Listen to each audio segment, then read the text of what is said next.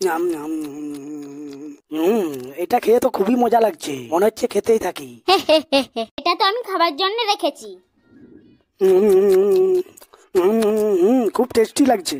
আমাদের দোকানে সব থেকে এই আচারটাই বেশি বিক্রি হয়। আচারের দাম মাত্র 30 টাকা। বুড়িমা, এই আচারটা আমাকে 4টে প্যাক করে দিন। দিদিমা, কি হলো, চুপ করে থাকতে পারিস না? এই নাও বাবা, তোমার আচারটা নাও। দিদা আসি তাহলে। আরে যাচ্ছ কোথায়, দাঁড়াও, তোমার এই আচারটা তো নিয়ে যাও। আমি তো ভুলেই গেছি। আবার এসো কিন্তু, বাই বাই। ও দিদা, ও দিদা। তখন থেকে শুধু বকেই যাচ্ছে, বকেই যাচ্ছে, বকেই যাচ্ছে। আরে আমার ফোনটা গেল কোথায়? কি রে, তুই কি আমার ফোন নিয়েছিস? ভগবান, এই বুড়িটাকে যে কিভাবে বোঝাই। পকেটে রেখেছিস? তখন থেকে শুধু পকেটে হাত ঢুকাচ্ছিস, বোবা হয়ে গেছিস নাকি? আরে দিদা, যে লোকটা এসেছিল তুমিই তো ওই লোকটাকে ফোনটা দিলে। তাতে কি হয়েছে?